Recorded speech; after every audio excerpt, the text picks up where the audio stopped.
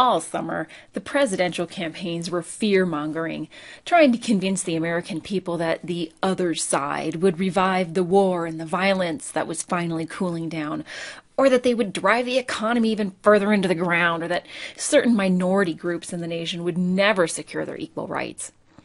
A bitter divide between Republicans and Democrats kept the country from even discussing solutions to the nation's problems.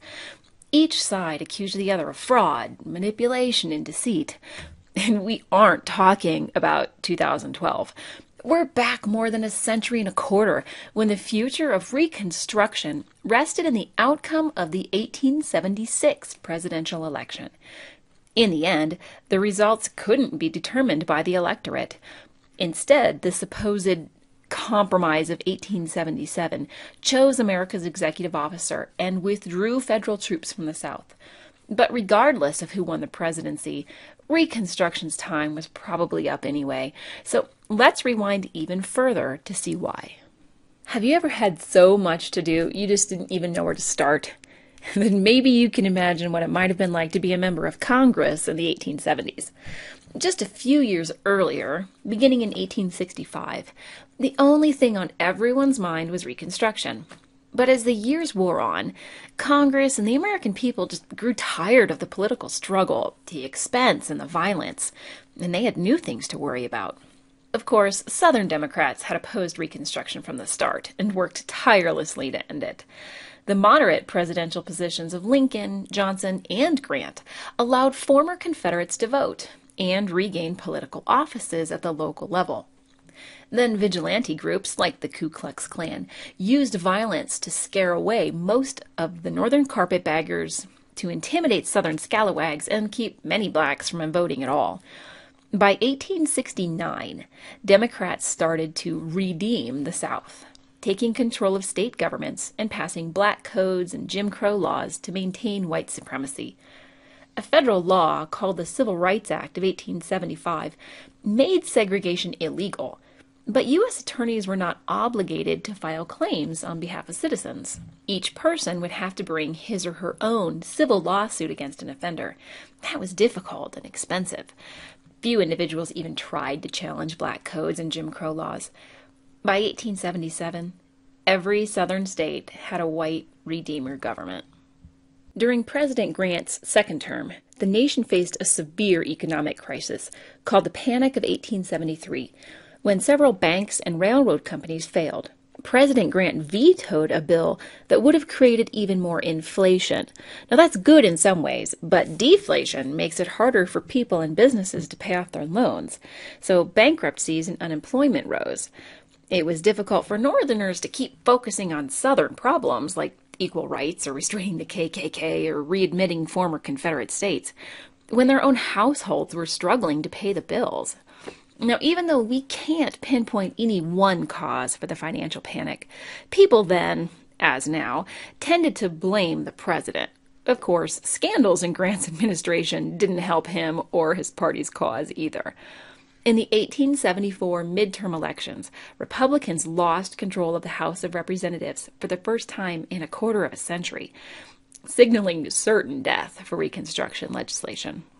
A series of decisions from the Supreme Court helped the Redeemers in their quest to end Reconstruction and reestablish white supremacy. The Slaughterhouse Cases of 1873 determined that the 14th Amendment, which guaranteed due process and equal protection, only applied at the federal level, not the state level. 10 years later, they said that the 14th Amendment didn't protect you from discrimination by other individuals either. Therefore, the Civil Rights Act was unconstitutional. In 1876, the Cruikshank case decided that only states could file charges under the Ku Klux Klan Act. But of course, the redeemed Southern states supported the KKK. They were never going to prosecute anyone under the law. This left Republicans at the mercy of violent criminals. In theory, the 15th Amendment guaranteed every man's right to vote, but in practice, it was difficult for Republicans, black or white, to exercise that right safely. Okay, so that's the backdrop for the elections of 1876. Get the Democrat Party on a winning streak and feeling confident that they could take back even more offices, including the White House. They nominated New York Governor Samuel Tilden as their candidate. The Republican Party passed over Ulysses S. Grant in favor of Ohio Governor Rutherford Hayes. The Republicans' main strategy in all of their races that year was to, quote, wave the bloody shirt, meaning they kept referring back to the Civil War, trying to convince voters that a vote for a Democrat was a vote for a rebel. Check out this political cartoon. On the left, the man is an enthusiastic Confederate. And there you see him again on the right, and nothing's changed except his banner. Well, it may seem a little absurd. In many circumstances, the Republicans were actually right. Many Democrats, like Wade Hampton, who successfully ran for governor of South Carolina, openly campaigned for an end to Reconstruction and were supported by groups like the Red Shirts, who resorted to murder to further their political agenda. As for the presidential race, disputed results in 4 states meant that the election couldn't be decided on election night. Tilden, the Democrat, won the popular vote, but not the Electoral College. It wasn't the first or the last time that scenario has played out in America. And like the most recent example, in 2000, the Democrats of 1876 pointed fingers at Republicans in Florida, claiming they had tampered with the ballots. A recount ensued, but in 1876, the evidence also points to obvious violations of the 15th Amendment in South Carolina and Louisiana in favor of the Democrats. Now, even today, historians don't agree on who would have won if there had been a fair election. A special commission was finally selected to determine the disputed electoral votes. But even that process was racked with fraud since Democrats tried to buy out the one neutral Supreme Court justice on the committee. Their plan backfired, and as no independents remained on the court, a Republican was selected in his place. When the committee identified Hayes as the winner along a strict party line vote, Democrats refused to accept the results. In the end, the election was likely decided between party leaders behind closed doors with the so-called Compromise of 1877. Although some historians debate whether or not any agreement actually took place, here are the traditional details you need to know. Democrats would concede the presidency to the Republicans on several conditions.